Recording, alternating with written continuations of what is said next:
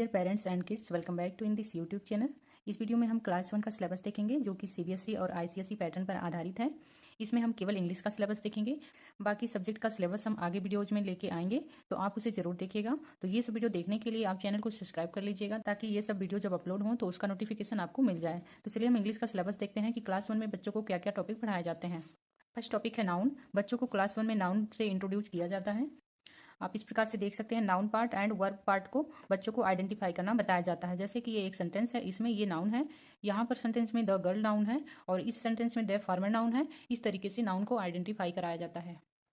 इसी तरीके से बच्चों को पैराग्राफ्स में और पोएम्स के थ्रू भी नाउन के वर्ड्स को पहचानना बताया जाता है। अगला टॉपिक है प्रॉपर नाउन। प्रॉपर नाउन को स्पेशल नेम भी कहते हैं। आप यहाँ पर देख सकते हैं प्रॉपर नाउन, ये special name for a person, place और थिंग। जैसे Ram, India, Taj Mahal. Ram commonly boy का नाम है, बहुत सारे बॉय होते हैं और उसमें से एक स्पेशल बॉय का नाम राम है। ऐसे कंट्रीज में कई सारी कंट्री हैं, उनमें से एक कंट्री का नाम इंडिया है, तो ये स्पेशल नेम हो जाते हैं और जो आपके स्पेशल नेम होते हैं उन्हें प्रॉपर नाउन कहते हैं। बिल्डिंग्स में एक बिल्डिंग का नाम है Taj Mahal, so Taj Mahal is a proper noun. अगला टॉपिक देखते हैं, सिंगुलर और प्लूरल का कॉन्सेप्ट बच्चों को बताया जाता है। ये सिंगुलर नाउन है यानी कि वन है, ये प्लूरल नाउन है यानी कि वन से ज्यादा है, मोर देन वन है। इसी तरीके से पिक्चर के थ्रू बच्चों को सिंगुलर और प्लूरल का कॉन्सेप्ट बताया जाता है और फिर अगेन इस तरीके से पोयम के थ्रू भी सिंगुलर और प्लूरल का कॉन्सेप्ट बताया जाता है। नेक्स्ट टॉपिक है जेंडर। जेंडर में ही एंड सी का इंट्रोडक्शन बच्चों को दिया जाता है। जैसे जो फीमेल्स होती हैं उन्हें सी कहा जाता है, जो मेल्स होते हैं उन्हें ही कहा जाता है। जैसे she is my mother and he is my father. Next topic है एडजेक्टिव। इसे डिस्क्राइबिंग वर्ड्स भी कहते हैं। एडजेक्टिव वो वर्ड्स होते हैं जो कि आपके नाउन्स के बारे में बताते हैं। इमेज में आप देख सकते हैं डिस्क्राइबिंग वर्ड्स, यानी कि ये आपके नाउन्स के इमेज बने हुए हैं, ऑब्जेक्ट के इमेज बने हैं। यहाँ पर हमें इन सभी के एडजेक्टिव फॉर्म को राइट करना है, यानी कि वर्ड्स को लिखने हैं जो कि इन सारे इमेजेस को डिस्क्राइब कर रहे हो। तो फर्स्ट इमेज में हमें यहाँ पर ये राउंड को डिस्क्राइब कर रहा है, तो यहाँ पे राउंड लिख दिया। 2 में यहाँ पे स्मॉल है तो स्मॉल लिख दिया। इसी तरीके से जो आपके डिस्क्राइबिंग वर्ड्स होते हैं वो आपके एडजेक्टिव होते हैं। अगला जो टॉपिक पढ़ाया जाता है वो है आर्टिकल। आर्टिकल में ए, एन एंड द का प्रयोग करना बच्चों को सिखाया जाता है। जैसे आप देख सकते हैं आर्टिकल क्या होते हैं, ऐसे वर्ड जो कि एक नाउन को परिभाषित करते हैं उन्हें हम आर्टिकल कहते हैं। Article A and the. जैसे बॉल एक नाउन है, ए बॉल, ये बॉल के बारे में बता रहा है ए, तो ए एक आर्टिकल है। एप्पल एक नाउन है, एप्पल के बारे में एन एप्पल, यानी कि एक एप्पल की बात हो रही है, तो एन यहाँ पर आर्टिकल है। द सन, सन के बारे में द जो है डिस्क्राइब कर रहा है। इसी तरीके से a cat, an ox, the moon, article का यूज करना सिखाया जाता है। अगला जो टॉपिक है वो है दिस, दैट, दीज, दोज। इन सभी कॉन्सेप्ट को बच्चों को बताया जाता है। दिस जो है सिंगुलर के लिए यूज किया जाता है और नियर ऑब्जेक्ट के लिए यूज किया जाता है।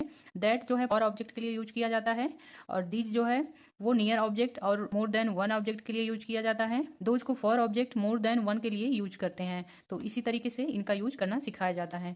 अगला टॉपिक है प्रोनाउन। प्रोनाउन में I, you, he, she, it, we, they का यूज करना सिखाया जाता है।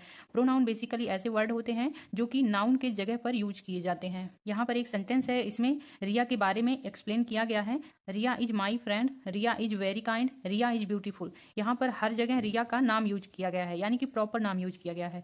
और जब हम प्रोनाउन का यूज करते हैं तो प्रॉपर नाउन को बार बार रिपीट नहीं करते हैं। तो यहाँ पर Riya is my friend, again हम इसके जगह पे सी यूज करेंगे, she is very kind, she is beautiful. अब यहाँ पर जो हम नाउन के जगह पे वर्ड यूज करें हैं वही प्रोनाउन होता है। तो इस तरीके से प्रोनाउन का कॉन्सेप्ट बच्चों को समझाया जाता है। अगला टॉपिक है वर्ब। वर्ब जो कि इन्हें डूइंग वर्ड्स भी कहते हैं, एक्शन वर्ड्स भी कहते हैं, तो वर्ब को भी बच्चों को पढ़ाया जाता है। बुक में ये इमेजेस बने हुए हैं और इमेज के थ्रू जो इसमें सेंटेंस राइटिंग हुआ है उसमें बच्चों को वर्ब का कॉन्सेप्ट बताया जा रहा है। I read a book, image book को रीड करने की है, तो यहाँ पर जो एक्शन वर्ड है वो है रीड, तो इसे वर्ब बोलेंगे। They play with A ball, यहाँ पर ये इमेज में प्ले करने का इमेज है, तो इसमें प्ले एक्शन वर्ड है और इसे वर्ब बोलेंगे। वर्ब को समझाने के लिए बच्चों को राइम्स और स्टोरी का भी यूज करके बताया जाता है।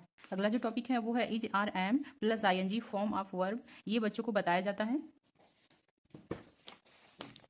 जैसे यहाँ पर आप देख सकते हैं I am a football player, Arjun is my classmate, तो यहाँ पे I am, is and these gifts are mine, are, इनको सर्कल करके इज, एम, आर का कॉन्सेप्ट बताया जाता है। हैज, हैव का यूज करना बताया जाता है। तो इसी एग्जाम्पल में आप देख लीजिए, यहाँ पर हैज, हैव, अगेन हैज का यूज करना भी बच्चों को बताया जाता है। तो यहाँ पर मैं आपको और भी क्लियर बताती हूँ कि हैज का प्रयोग कब करते हैं, हैव का प्रयोग कब करते हैं। तो has is used with singular noun और third person he, she, it के साथ में हैज का यूज करते हैं। जैसे he has a dog, she has a book, तो इस तरीके से हैज का प्रयोग किया जाता है जो कि सिंगुलर नाउन और थर्ड पर्सन के लिए किया जाता है।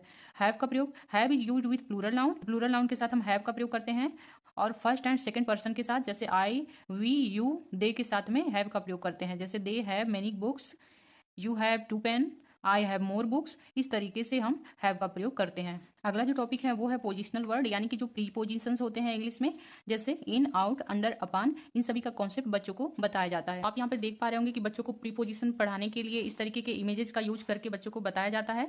तो इस बुक में देखिए इमेज बने हुए हैं, the birds are in the nest, यानी कि घोंसले में जो है चिड़िया है। तो इस तरीके से इन जो है वो प्रीपोजिशन है। Rita is standing on the stool, यानी कि स्टूल के ऊपर रीता खड़ी है।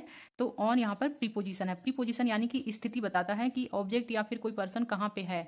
तो इस तरीके से Rani is hiding under the bed, यहाँ पर रानी की जो स्थिति है वो अंडर द बेड है। तो यहाँ पर अंडर शब्द जो है डिस्क्राइब कर रहा है कि रानी बेड के नीचे है। तो ये प्रीपोजिशन वर्ड हो गया अंडर। इसी तरीके से आप देख पा रहे हैं। अगेन देखिए राइम के थ्रू भी प्रीपोजिशन के कॉन्सेप्ट को बताया गया है। नेक्स्ट टॉपिक है सेंटेंसेस। सेंटेंस को पंक्चुएशन के थ्रू, कैपिटल लेटर और फुल स्टॉप के थ्रू बच्चों को बताया जाता है। यहाँ पर देखिए वर्ड जो है उसका फर्स्ट लेटर कैपिटल लेटर है। सेंटेंस का जो फर्स्ट वर्ड है उसे कैपिटल रखा गया है। तो इस तरीके से बच्चों को पंक्चुएशन समझाया जाता है। पंक्चुएशन में कैपिटल लेटर और फुल स्टॉप का यूज करना बताया जाता है। और राइम के थ्रू भी बच्चों को पंक्चुएशन समझाए जाते हैं और स्टोरी और पिक्चर्स के थ्रू भी बच्चों को पंक्चुएशन समझाया जाता है। सेंटेंस भी फॉर्म करने सिखाए जाते हैं। छोटे छोटे सेंटेंस इस तरीके से दिए जाते हैं, उन्हें कंप्लीट करना होता है और छोटे सेंटेंस को बच्चों को रीड करना भी सिखाया जाता है। इस तरीके से the tree is near A pond, तो छोटे छोटे सेंटेंस के फॉर्मेशन बच्चों को बताए जाते हैं। सेंटेंस को फॉर्म करने के कई सारे तरीके होते हैं जिसके थ्रू बच्चों को सेंटेंस का कॉन्सेप्ट और उनका फॉर्मेशन समझाया जाता है। तो उसमें से एक तरीका ये है, देखिए जम्बल्ड वर्ड है, इसके थ्रू बच्चों को सेंटेंस मेक करना होता है। यहाँ पे जो वर्ड्स हैं इनको कैपिटल लेटर यानी कि पंक्चुएशन के थ्रू, वर्ब के थ्रू यहाँ पर अरेंज करना है। तो इस तरीके से बच्चों को सेंटेंस राइटिंग भी सिखाई जाती है। अगला जो टॉपिक है वो है अंडरस्टैंडिंग वर्ड्स। इन सारे प्रोसेस के दौरान बच्चों का वर्ड का कॉन्सेप्ट तो अच्छे से क्लियर हो जाता है, उसके बीच में उनका वोकैब भी क्लियर होता है। इसमें बीच बीच में जो होमोफोन्स के वर्ड्स आते हैं उन्हें भी बच्चों को बताए जाते हैं। Homophones a word that is pronounced that same as another word but that has a different spelling and meaning, यानी कि जो दो वर्ड होते हैं, तीन वर्ड होते हैं, उनको प्रोनाउंस करेंगे तो साउंड एक जैसा होगा लेकिन उनकी स्पेलिंग और उनका अर्थ अलग अलग होता है। तो ऐसे वर्ड्स होते हैं जो उन्हें होमोफोन्स कहा जाता है।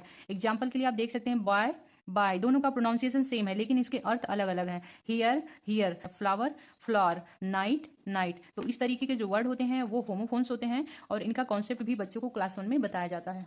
अगला जो टॉपिक है वो है कॉम्प्रीहेंशन, यानी कि जो छोटे इंग्लिश के पैसेजेस होते हैं उन्हें बच्चों को रीड करना सिखाया जाता है। अंडरस्टैंडिंग समझाई जाती है, क्वेश्चन और आंसर उसके थ्रू करवाए जाते हैं। और इस इमेज में आप देख सकते हैं, इसमें पूरा कॉम्प्रीहेंशन बच्चों को रीड करना है और उसको अंडरस्टैंड करना है। उसके थ्रू यहाँ पर देखिए क्वेश्चनिंग भी बच्चों से की जाती है, जैसे name the 4 friend who went to the beach, what did the children do at the beach. इस तरीके के पैसेज रीड करना, इनसे क्वेश्चन पुट आउट करना और उनके आंसर बच्चों को सर्च करने के लिए कॉम्प्रीहेंसिव स्किल बिल्ड करना, इस तरीके से बच्चों को सिखाया जाता है। अगला जो टॉपिक है वो है कंपोजिशन। इसे आप शॉर्ट फॉर्म आप ऐसे भी कह सकते हैं, छोटे छोटे सेंटेंस फॉर्म करने को दिए जाते हैं, उसके बाद छोटे छोटे पैसेज फॉर्म करने को दिए जाते हैं।